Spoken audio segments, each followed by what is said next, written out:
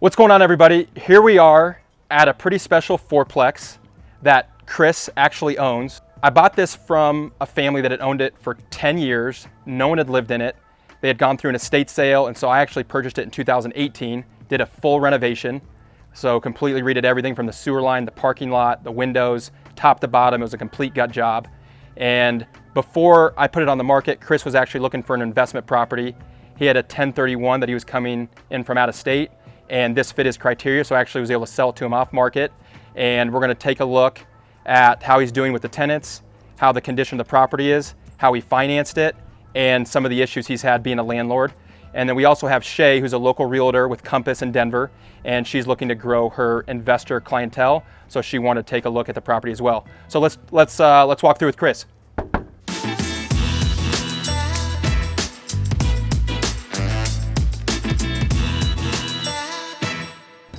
What's up, man? Hey, man, been a long time. Show us your property. Good to see you. Good to see you. Shay, what's going on? Hey, how's it going? Good to see you. You too. Thanks for having me. Absolutely. So our guest today is Shay.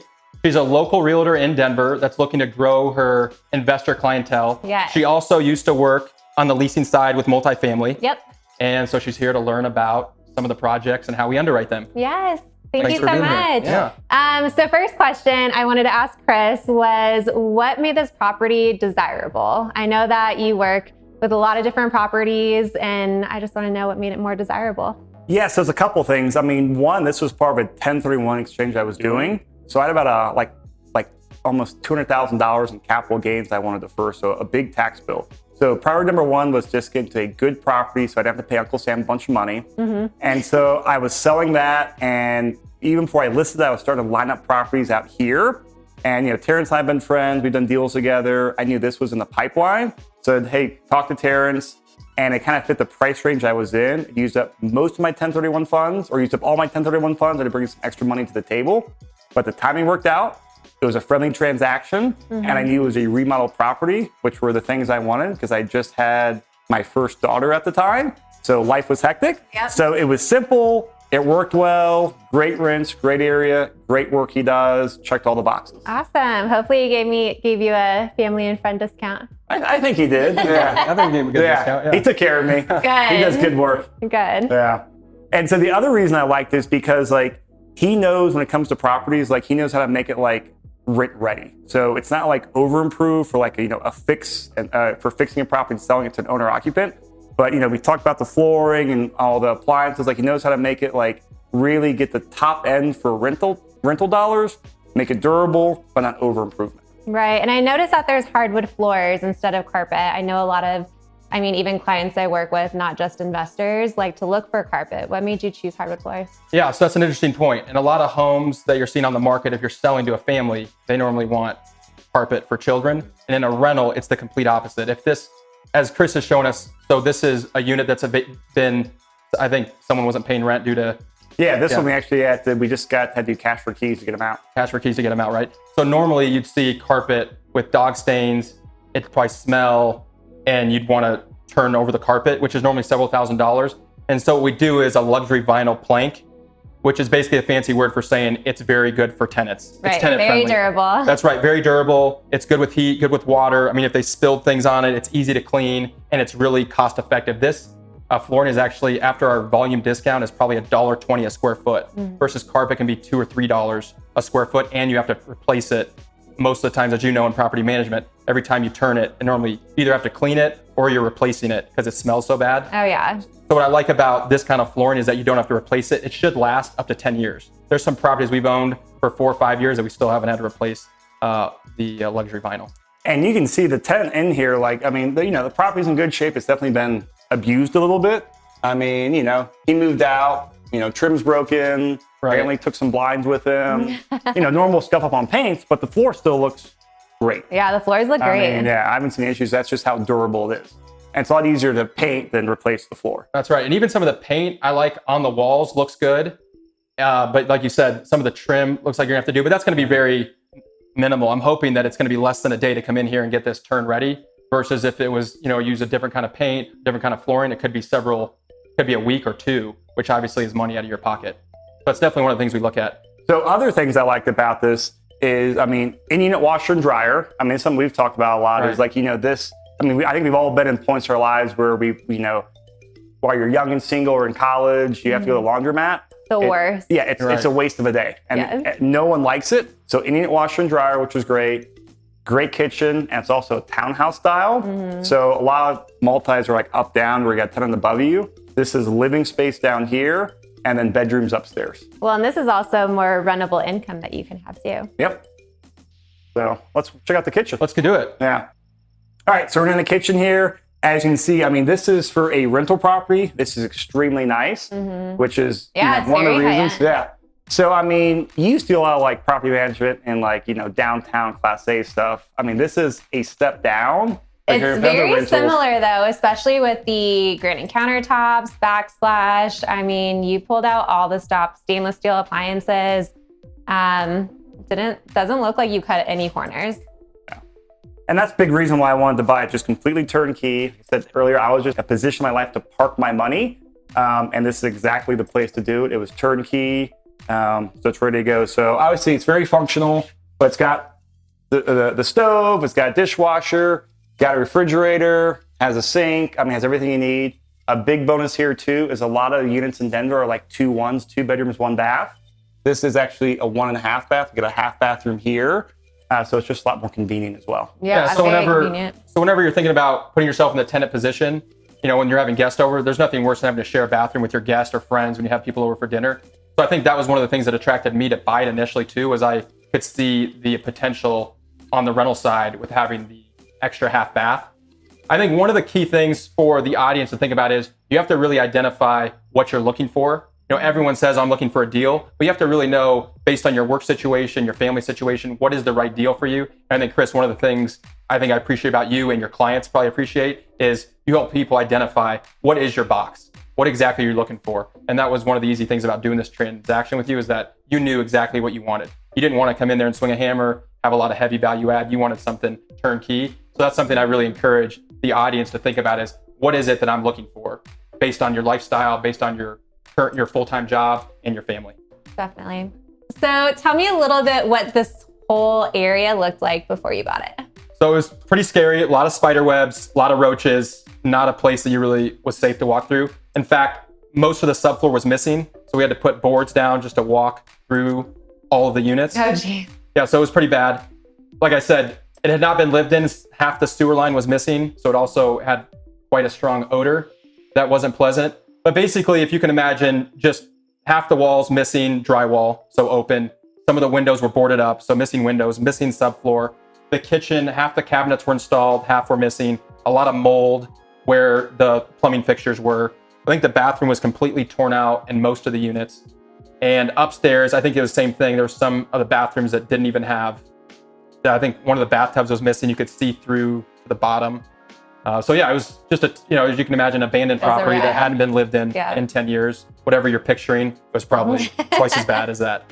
So with it being that bad, what made it desirable to even buy it? Is it the neighborhood? Is it the, increase in value? What made it desirable? So in 2016, I actually purchased a duplex across the street. So I had become really comfortable with this area, and we leased it up really quickly. Actually, it was a 2-bedroom. And so we knew what the 2 bedrooms leased for. And actually those 2 bedrooms only had 1 bathroom. And so I knew that with adding the extra half bath and then the 2-story, had a good idea of the range. So I was comfortable with the location. I knew the tenant class. We had a good idea of what the rents were going to be. And then we were buying it at a significant discount. And we were able to buy it off market. I think we ended up buying it for just under $500,000, and everything in the area was trading closer to $750,000 to $800,000, depending on the condition. So the numbers really worked for our model, which is buying outdated and being able to take advantage of our construction and property management. So yeah, those were the things that really attracted me to it and made it kind of work for our end. And what we'll do as well, once we're done walking here, we'll go back into the financials. We'll talk about his side for the value add flip, and then my side for the rental. Because really, it's a win-win depending on what your investing strategy is.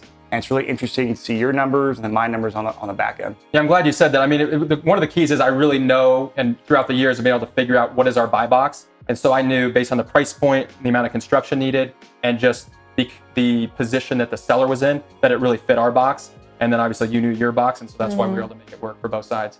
But I'm really interested to see what the upstairs looks like now. Let's go take a look. I am too after this tenant moved out, so let's see what it's like.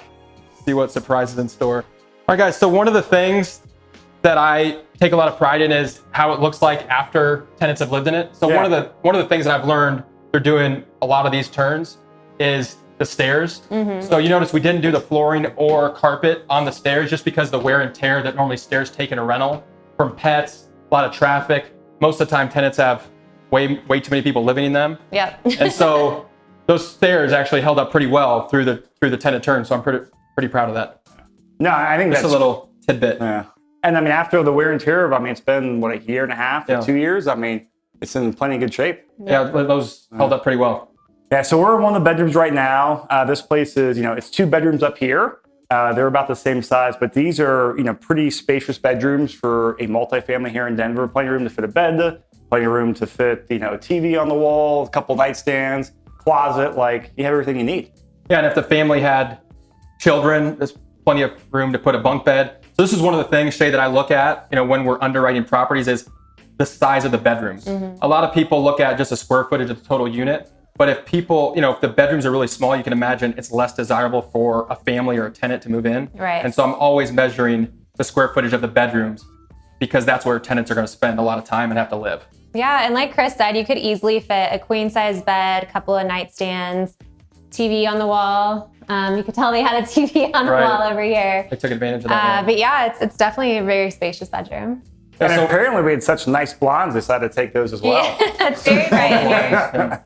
One of the things to underwrite, or another reason to hold a larger deposit, is tenants can take, they can damage the walls, like Shay pointed out, take the blinds. I think downstairs, they took the blinds as well. Broke the frame downstairs. They took the frame down, and then also the shower curtain. So those are just another reason to take a larger deposit and to make sure that you do a good job with your property manager taking before and after pictures. Absolutely. More like an inventory and condition form. That's right. Yeah. You know Absolutely. that. Oh yeah, I know all Sounds about like that. you know about that. Yeah. So I'm really interested in seeing the bathroom. Let's go take a look. Let's go see it. Let's do it. All right, I'll squeeze in the bathtub, Terrance. I know you usually do, so I'll take this one for the team. So one thing that really interests me is the color of tile that you use. Typically in a regular bathroom that you see downtown or other flips, it's white tile or a lighter color tile. Lighter tile in the bathtub. Yeah. What made you choose this color? Yeah, so one of the things we try and go for, as you can see with the paint color gray, is really do a gray and white theme, which is a little bit more modern. And I just think, again, as the right tenants come in, you attract, I think, a higher class of tenant that most likely is going to pay on time and be able to stay longer. And so that's really what we've designed these bathrooms for, is we do a 12 by 24 tile, which is just a more modern lay of the tile. And then I like the gray. It complements the gray paint colors and goes with the white tub, and then obviously the white vanity and white fixtures. So that's kind of what we've done. And again, we buy in volumes. We do a lot of this. So we're able to get a good price per square foot, and we just do the same thing, like Chris talked about earlier, in every single unit. And so from my standpoint, I'm looking to buy materials that are going to last a long time and be timeless and look really good for tenants when they walk through, so that our units stand out from the competitors. Right. And that's really what I'm trying to do, is just stand out, because most tenants are going to look at 4 or 5 units a day, when they're looking to pick their next home. And I just want to have the bathroom and the unit that's going to stand up. Yeah, and not just the aesthetics themselves, but probably for turnkey, it probably doesn't get or look as damaged. That's right. As regular tile. You're right. One of my biggest pet peeves is seeing water stains on the tile just over time. And I think with the gray, you see it less. So that's one of the reasons we went with that. So it looks good. It's modern. It's affordable, and it fits with our theme, and I think holds up better over time. Cool. Yeah. Let's go look at the exterior. Yep. So one thing that really stood out to me when I first pulled up was the privacy fence. A lot of comps in the area don't have that. It's more of like a metal fence, and you did more of a privacy one. What made you do that? Yeah, so every time I buy a property, I'm thinking about who's the back-end tenant going to be.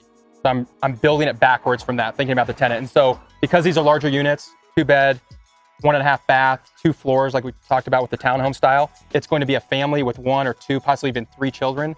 And so if me having children, one of the big things is I want privacy and I want my kids to be safe. So some of the chain link fence have holes in them, easy to get in and out of. So we built a little bit taller fence to offer privacy and safety for the kids. And I think, again, that just makes it a little bit more desirable. So if families are looking at multiple properties in the area, this one should stand out, and they should even be willing to pay a premium in rent due to some of those finishes. Yeah, like the fence. definitely.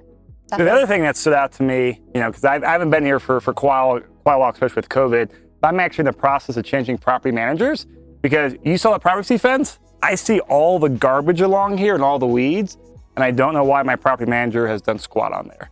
And this is, for the local investors we work with, it's not our normal one we recommend. We actually just switched to her.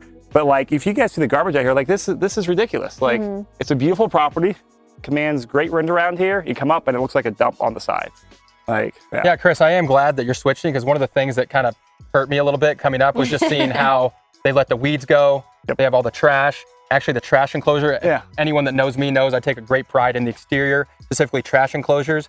And again, when tenants are coming up, one of the first things they're going to see is the paint, the parking lot, and the trash enclosure. And you can tell a really good property manager by the trash enclosure, by just the little details. How do they deal with the landscaping, the trash, and the trash enclosure? And if you look around as we zoom out of the other trash enclosure, you'll see it looks completely different. So that's one of the things I think that really makes properties stand out. And again, just makes people want to stay longer and pick this property over other ones when they're picking a unit to live in. and I mean, we both provide like a really good experience. And like, I know a lot of like landlords, they're like, they have like an adversarial relationship with their tenants. I should understand. It's like, it's a business relationship. Like, hey, I want to provide a good service. Right. Yeah. You pay me money, you take care of the property, I take care of you. And like me is failing on my end with the property manager with dealing with this nonsense. Yeah. It's really interesting because I feel like a lot of investors that do buy multifamily properties, they've spent all this money on doing either like a fix and flip or putting in brand new fixtures, that probably the last thing they want to spend their money on is a property management company. But I mean, it's just as important as what work's been done too. Yeah, and I think that from the operations, I mean, that could make or break your property. I mean, like good property management, so yeah. Yeah, I think we've done some podcasts and done some other series, and in the Q&A sessions, we talk a lot about property management, how to interview them, how to pick them, either in-state or out-of-state investing. So I recommend going to check that out. But yeah, a property can look really good on an Excel spreadsheet, the pro forma, but if you don't have the right person managing it, it can really be ruined. Yeah. So highly recommend checking that out and doing your due diligence. Overall, I'm really impressed with what it looks like. I think a couple of these details and you'll be in a really good shape. Oh yeah, and it's this a is great easy to property. clean up and take care of. Like, I mean, this is minor stuff. It's just getting the right management. Yeah, a couple hour fix, Yeah. nothing major. Awesome, well, let's go check out the next property. Let's do it. Let's do it. All right, everyone. So we are back in the studio, Chris, Terrance, and Shay. Hey. So came back in here to underwrite the fourplex. So we're gonna go through and actually talk about how I purchased a property and really focus on that rental side, because there's lots of options there. We'll talk about how I did the 1031 exchange, the buy side, different financing options, and how it's been for the last year and a half on some operating data as well. So we'll jump in the BiggerPockets calculator. Let's do it. Let's get in it. Yeah, so we will give you a promo code at the end to use this. So I'm in the website, going to the rental property calculator. I think Shay's new with BiggerPockets, so this will be a good I am. This is all going to be a learning curve for me. Should I hand you the keyboard so you can input everything? Oh, man. Really do trial by fire? The YouTube comments are very, very friendly when you screw up. Oh, perfect. Well, I'll just sit over here and write my notes. Yeah. So we'll just say fourplex in Westminster. Skip all that. Purchase price. So I bought this from you, Terrance, for $850,000. And this is, let's talk about the 1031 exchange here, because this is a very powerful tool. And I think a lot of people don't know with it. How familiar with 1031, Shay? I'm not. That was actually going to be one of my questions, is how you used it. What's the benefit of it as opposed to other loans? So I mean, I love to learn about it. Yeah. So the benefit there is, like, I bought a property in Reno, Nevada that basically like tripled in appreciation. So $67,000 to like $230,000. Wow. So if I go and sell that as a rental, I have to pay a lot of capital gains. I think my CPA ran at like around $50,000 for taxes on there. So a big chunk of money if I actually sold it and paid it. So a 1031 exchange is a line in the IRS code that allows you to go out there and defer your capital gains taxes. Okay. And so rather than paying it, you can defer it. So it's kind of like a 401k, you put your money in there, and then once you eventually take it out, you have to pay taxes on there. Yep. So 1031 is a really great way to kind of like grow your rental portfolio and defer the taxes. Okay. There are some nuances on there though, because you have to, when I closed on my Reno property that I was selling, I had 45 days to ID my replacement property and 180 days to close. Oh, okay. Wow. So there's, it can be a little stressful, and you definitely do a lot more like planning up front. So this is a great thing where with real estate for networking, like this was basically a flip that Terrance was doing. And so, once I knew I was going to be in 1031, months before I even listed that property, I started putting out feelers to see what I could line up and kind of get things planned ahead. So I'd actually walked that property with you, Terrance, at some point. Say right when we had purchased it, Yeah. we walked it. And then a year later, you were like, hey, I'm going to be in a 1031. Are you going to sell this or hold it? And so, yeah, you were having conversations. I think that's a good pro tip for people listening is you were having conversations well before you even had your property listed. Yep. Yeah, to be more proactive. To be prepared, yeah. Yeah, because I don't want to pay $50,000 to Uncle Sam if I don't have to. Yeah. Mm-hmm. And so we basically line up. So basically my property sold in right around May in Reno, Nevada. I mean, we had a handshake deal before the winter contract like a week after my property closed. Right. But then what we did is we didn't close until I think sometime in August. Right. And this is where it kind of became a mutually beneficial thing where we basically closed it like, I think, a 1 year and 1 day. That's right. So that way So you it's could sell it for long-term capital gains or short-term. So talk about that for a second. Yeah, basically, it's the same kind of thing. When you're buying property just like stocks and you sell in under a year, you're having to pay a higher percentage of capital gains. If you hold it and it's a rental property for past a year, you pay a lower percentage long-term, which is basically 20, 21, 22%, depending on the year and your tax bracket, versus paying 30 or 40%, depending on where you're at. So you can save quite a bit of money by holding a rental property past a year. Okay. And then also for your like velocity of money where, hey, I mean, basically a day to maximize your tax benefits, you got your chunk of money and able to turn that into the next project.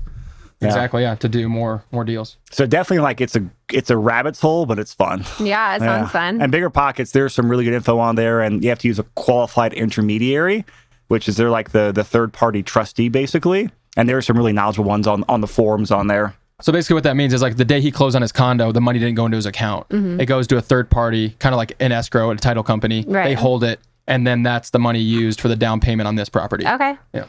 And so for that, I basically walked away with about $175,000 from my sale of my other property. Once I paid off the loan, I paid the realtor costs, standard closing cost in Nevada. I walked about $175,000 in my 1031 proceeds. Basic rule of thumbs are you have to use all of it. You can add to it, but if you don't use all of it, you have to pay some of those taxes back. Okay. So $850,000.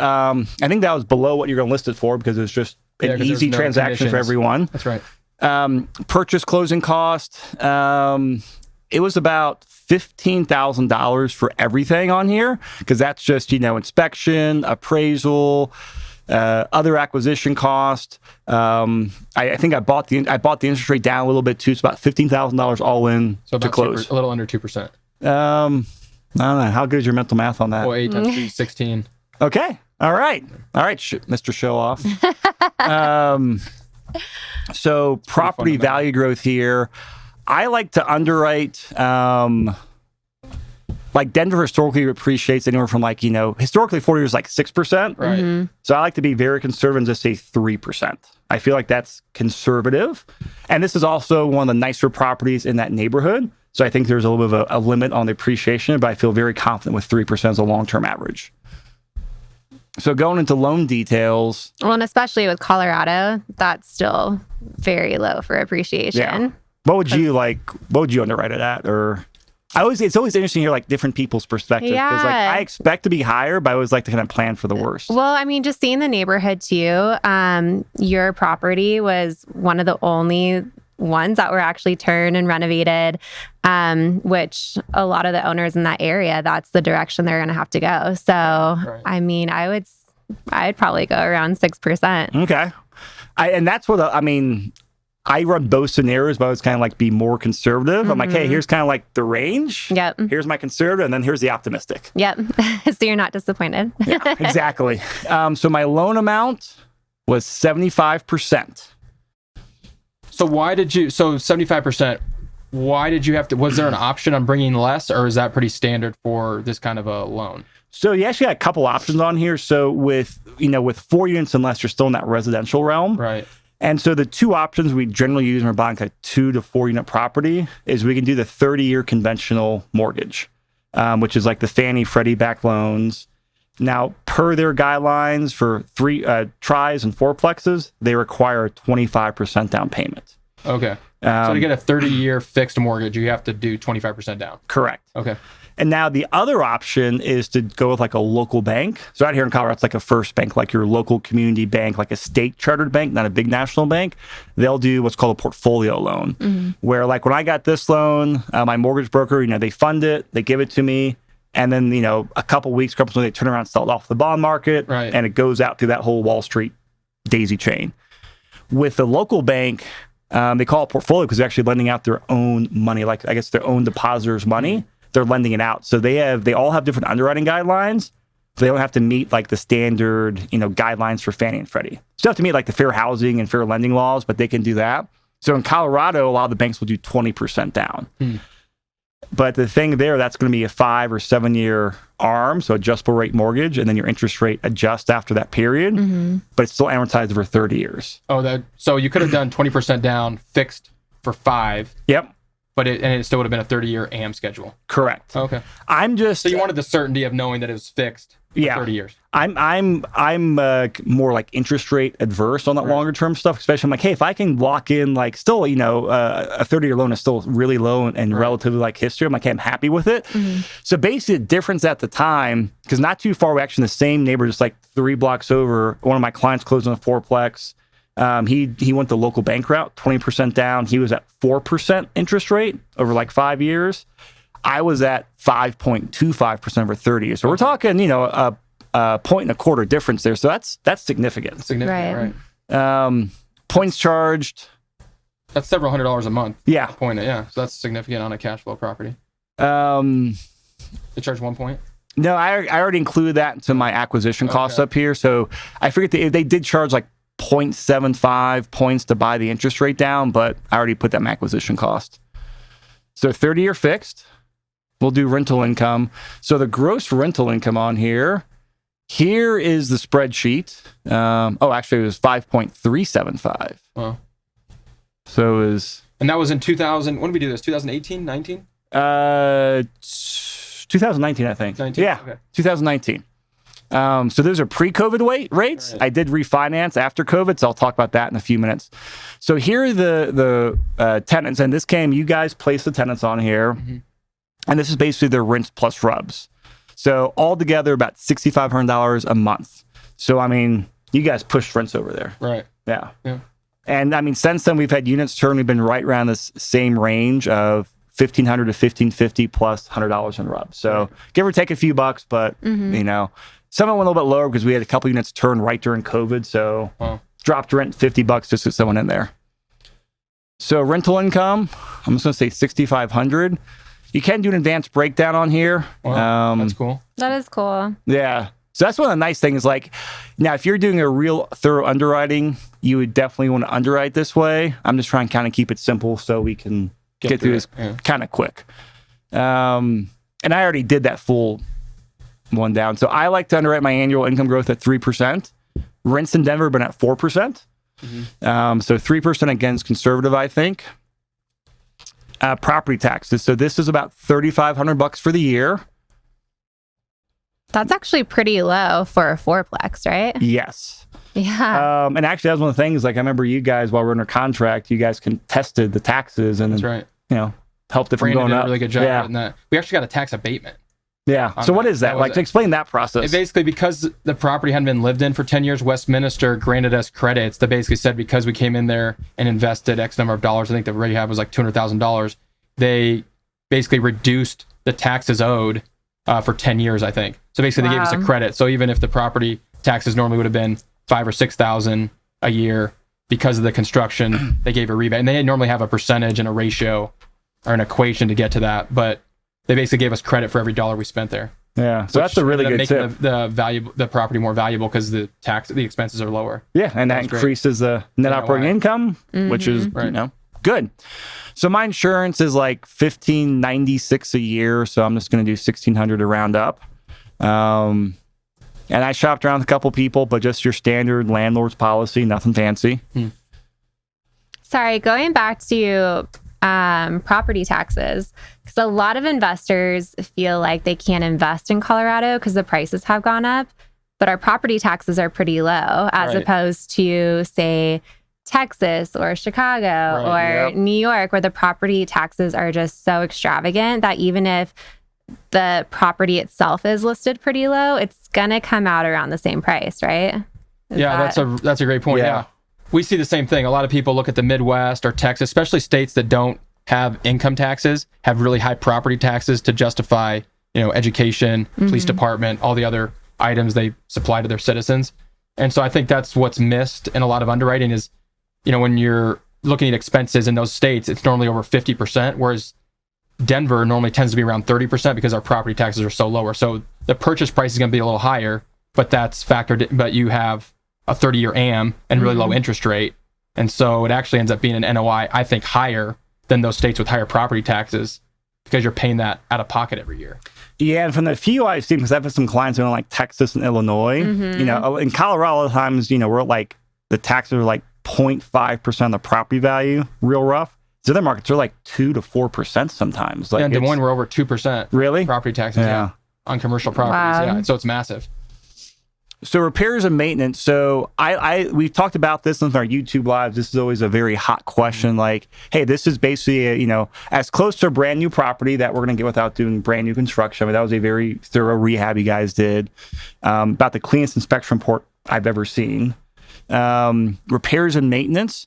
I underwrote it at 5% for the first couple years, and that is conservative. Now, a lot of times for the long run, I'll write it at 8%. But I like to write it at 5% for repairs and maintenance. And what I do, that includes actually capital expenditures. I'm kind of keep it simple. Okay, cool. Now that's for the first couple years. Now longer term, obviously it's going to go up because, hey, the roof will have to be replaced. A water heater will fail, but I think the first couple years, we'll be hopefully, sub 5%. How's that been so far? I actually think it's been right around like 4 to 5%. Okay. I need to do like the full numbers, but just looking at the normal stuff, it's that. And that area has rental inspections, what I think is probably attributing to that too. Yeah, right? Is there some of the stuff that the city wanted, which is actually rare for Denver. This is the only county that I'm aware of that actually has rental inspections. Yeah, which neither of us knew. And that's for 4 units or more over there, and just standard stuff. So that's definitely added up a little bit on there. But 5%, and if we want to go really conservative, we can do it 8%. Okay. So we'll do that because I like to run them very conservative. Yeah. Vacancy, I'll run it at 5%. Again, that's, higher than a lot of times we're seeing in Denver. Now we're seeing like 2-3%. But again, I like to run it conservative. Capital expenditures, I've got that lumped into here to my repairs and maintenance. Management fees, I'm kind of curious how you would underwrite this, Terrance. So as I mentioned while we were walking the property, I'm in the process of switching property managers. Old one charged me 8%, new ones charged me 7%. So that's the actual cost. Are they charging a lease up fee? Yeah, that's blended in there. No, so that's like 50% of the 1 month's rent to cover all the marketing and showing cost, all that. So I normally like to do the actual cost is 7%. I often just put in 10%. That's my lazy underwriting to account for lease up fees or whatever. Wow, I think it's definitely very much on the higher side. It's going from... If you can make money underwriting 10% management fees, then you're in a really good spot. Yeah. Well, we'll see when I plug in. Then we'll come back and kind of do other underwriting, but this is the ultra conservative. Electricity. So with this property, there is 5 electric meters. So each unit has 4 separate ones, and then there's 1 common one. So $500 for common stuff. So we'll just call that $50 a month. Gas. Underwrote it basically $200 a month because there's 1 gas meter, and this has actually been a little bit on the high, it's actually a little bit lower than this since I've been operating, but that covers the water heaters, the furnaces. So obviously a little bit more in the winter, a lot less in the summer months. So do your tenants pay their own electricity, and then are there any shared utilities that you factor in? Yeah, and so great question. That's actually part of this rent up here. their tenants are getting basically charged $75 to $100 a month extra. Like their rent's about $1,550. Okay. Plus an extra $7,500 a month for utility bill back, which covers water, sewer, trash, wastewater, and common gas. And then in that number, does it also include like washer, dryer? Yeah, Okay. for like their use on there. Yep. Yeah, because there's that in-unit one, so they don't pay for that, but all that water and I don't know if they're gas or electric, it's all included in there. Okay. But if it's electric, they're paying for it. Gas, I'm paying for it. So water, sewer, this is definitely on the higher side. Wow. We've been averaging like about right around like $110 a month. So closer to like 1,300. Yeah. So it's been a lot less, but I underwrote a lot higher. So actually we can just say, we'll just say 110 a month. HOA fees are zero. And actually this has gone up quite a bit since COVID, I've noticed. Because everyone's at home now, you know? Right. They're That's not, good observation. yeah. So now it's actually, I'll write at mortgage, there's been more like 150 a month now last couple months. Yeah, I bet Yeah. utilities have gone up quite a bit with COVID. Yeah, I mean, I think for everyone, but that's Right. just cost of doing business. Yep. Garbage recycling is like $87 a month. I think it's a pickup. I forget the exact pickup, but with those 2 dumpsters out there with that stupid broken trash enclosure door. And then I also underwrote landscaping. You know, there's that big yard there that will get and better taken care of, and also snow removal because we got that common driveway. That's, I don't know, 4 or 6 spaces there. And then there's 2 sidewalks on the south side and north side of the building. Right. So when it snows, for liability reasons, I don't want a tenant slipping on there, Right. especially since we have a north side sidewalk. Those tend not to melt in Denver. Right. So that includes like basic landscaping and basic snow removal. My snow removal this past one was like around like $400 to $500. Wasn't too bad. Landscaping's been less than this, but $1,500 I think is a really conservative number on here. Well, not $1,500 a month. So we'll say what's that? Terrance, you're good on math. 1,500 divided by 12. It's like 125. On the spot. Ooh. Man, you're All good. right. You're in the wrong lucky. industry. I think you get paid more for real estate than being a mathematician. Yeah. I think I'm actually in the right industry. So with the landscape budget, because this is basically like a budget for your whole portfolio, correct? For like the property? Yeah, this is I'm underwriting it. And Right. then every year I sit down and see how it compares to So actual. this is Right. the exercise he goes through when he's looking at the numbers to say, is this going to make me money or not? So do you ever consider having an HOA so that your tenants can pay a little bit extra and you could, like, you're not paying out of pocket for any of this stuff? Yeah, I mean, depends on the property. Like, if there's an HOA, it can definitely make sense, like the condo we walked. But yeah, like, I'm not adverse to HOAs, obviously. But that, a lot of times, just kind of gets baked into the rent. Okay. But for here, I'm based the HOA because I own all 4 units. Yeah. So typically you'd see an HOA when it's a larger property, or if you're sharing with if you're residential, sharing with a commercial space or something like that, that's smaller, then you'd have an HOA, or like the larger one that we walked after that had like hundreds of units. But Yeah. typically the legal expenses and everything else is so much that when you're at 4 units, it doesn't justify the cost. Yeah. Do you think down the road, as that whole area is getting developed, can you foresee, like, I don't know, an umbrella of an HOA over all of the complexes just to make it more of a curb appeal? I don't think so. That generally, I mean, that's going to be like herding cats. You got investors owning different fourplexes. Unless Chris ends up buying the whole block. Yeah, buy the whole block. If Chris bought the whole block, you could do an HOA there. I could. I don't think that's in the cards. You keep You don't slinging know. deals like You got some might money be you want to buying loan that. me? I mean, She does have a closing. I do have a Yeah. closing today. No, I mean, that's a great question. But we've definitely looked at, properties and talked to investors about that. A lot of times it's just very hard to do because it's literally like herding cats. I have my attitude on the property. Other investors have their attitudes. So I'm like, they're going to pay the cheapest amount on their property, be a dump. Others want to be middle of the road. Others want to put out a little better product. So trying to get like my expectations, I'd rather put out like an above average good product. Yeah. Even if my cash flow's a few dollars less, I'm happy with that. Right. But other investors, they don't give a damn. They're like, it's livable, get rent. Which is so unfortunate because I feel like if that whole area was developed and they had your mentality of, okay, let's turn the curb appeal into something that people want to live at. Like, people want to come here instead of the building across the street. It's going to create rent growth. And if the whole entire area does that, then that's just going to be even better for every investor. I agree. Yeah. Investors that are listening to this that own in that neighborhood, step it up. Start a campaign, Shay. I'll be out there with my picket sign. Improve your property. Mow your lawn. I underwrite annual expenses at 3%. Again, I kind of keep 3. Again, I think a lot of times 2 to 3% is realistic, but again, a little on the higher side. Sales expense, I'm on like 6%, and that's including like full rate commission on there to really do a full underwriting of the property. Yeah. Okay. Don't plan to sell, but hey, in 7 years, 10 years, if I got a lot of equity, it makes sense to sell it. I'm all about doing a 1031 exchange. Mm-hmm. Turn a $200,000 condo, $80,000 fourplex. Turn this into, that math holds up, Maybe a 16 unit building. Yeah. That'd be All right. cool. So I think, See if we get it right. see our luck is on here. Sweet. So let me just scan this here. So one thing that I really like about the That's really calculator good. That's here great, yeah. is like the slider things. And this is where it gets fun because this is like what I do with a lot of my clients when I underwrite properties is, hey, here's our numbers, but we all know nothing is perfect. So I like to kind of do a range of things. So I think to me, this is kind of like worst case scenario because it's very Because you're concerned on every single Yeah. expense. Right. So here's where we can play with that. So let's remember we're at $400 a month cash flow. Right.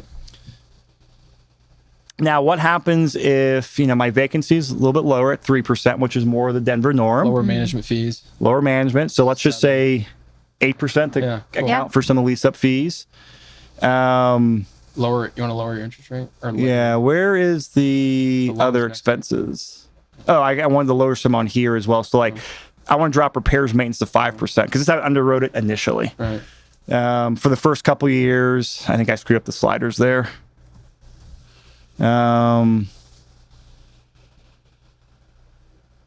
and then what was the other? We'll update it on there. Wow. So now you can see from there, and that's not even dropping the vacancy. So right there, it goes from 400 to double in cash flow. Double. So that's where we can say, hey, great, here's the range I expect to be. And I think realistically, I'm expecting it's been averaging close to $1,000 a month in cash flow. Oh, nice. So you can see again, this is still on the more conservative side here, because landscaping's high, a few of that other stuff as well. So what happens when you lower the interest rate on the new loan? So I'm so glad you asked about that. Yeah, because you refinanced, right? Yeah. So I think everyone hopefully is aware. All aware of COVID, and it tanked interest rates. Yes. Like artificially low. So I refinanced a couple properties, this being one of them. And I got a quote from the same lender that did the loan for me. The new lending on here is 3.5%. Wow. So we're talking 1 3/8 or 5/8 lower, if I can do my math. Almost 200 basis points lower. Oh, yeah, it's almost actually, almost 2% lower. Yeah. Yeah, that's amazing. And so what happened there was just, I had to buy the interest rate down some, which, hey, there's like, I think 2 points at closing. But since it's basically been over a year since I did it, we had it reappraised, and it came in at a higher appraisal. Like I bought it at $850, the appraisal came in at $855. I think it reappraised like $875, give or take a few dollars. So I was able to refinance and wrap the closing cost into the new loan. So not out of pocket, except for $600 or $700 for a new appraisal fee, which I paid with the credit card. Okay. So no out of pocket, and my cash flow went up dramatically. Who wants to take a guess? Come on, Terrance, you're gonna roll with the numbers. 1,200. All right, it goes up by 1,200. No, it goes up to 1,200. What's your bet, Shay? 850 to 1,250. Come on, what's the price is right? He's gonna get 1201. Oh, that's brutal. Would not want to negotiate with you, Shay. So dropping to 3.5%. I win. Yeah. 1201. 4 times from the initial one. Yeah. To 15. Wow, that's amazing. So basically, That's powerful. How hard is it to refinance? it's easy. I mean, obviously, it's a pin both all the loan documents, everything. But that's one reason. Hey, you build a relationship with a lender. They keep your stuff on file. They know it. They got the appraisal in hand. They got all your information. Just update everything. So it's a lot. So you suggest using the same lender?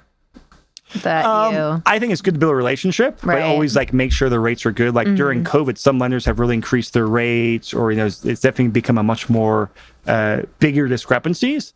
This lender, we vet them. He's still competitive and low interest rates, unlike some of the bigger banks where they're jacking up things. So definitely check it out. But having a relationship with a local lender, I think is huge. Yeah, and that's definitely something to pay attention to is the interest rates. So you can see there now that cash flow goes up, and actually the difference between the property was the two loans, like extra $604 a month in payment, I think was the exact amount. But also it actually builds the equity faster as well. So a lot of times like the first couple of years of your loan is just like all interest. Now it's like 60% interest, 40% principal. It's a crazy good ratio. How was that? How did that change on the refi? You're paying down the principal faster? So yeah, I forget the details. It's actually a thing to plug in the loan amortization schedule. My lender explained it to me, and I'm going to butcher it. Right. But he said basically, since the way they have to calculate all the interest and amortize it over, since it's such a lower total interest payment, you actually end up going, your earlier payments end up going more towards equity, principal? or I'm sorry, more towards principal. Massive. And I forget the exact numbers. It's very much a ballpark here, but I ran looking at 5 years, it was like something like a $60,000 or $80,000 faster equity build. It was just, it was jaw dropping. It might not be that quite amount, but it was just it was flabbergasting. That's incredible. It was a lot of money. Like because cash interest flow is so much less. Yeah. Wow. And so that's something, if you guys, bored on a Friday night, go play with the loan amortization schedule. Geek out. Yeah. I mean, that's what I do. So, yeah. So here are those numbers. And here's the interesting thing, too, now, going back to the lending we talked about.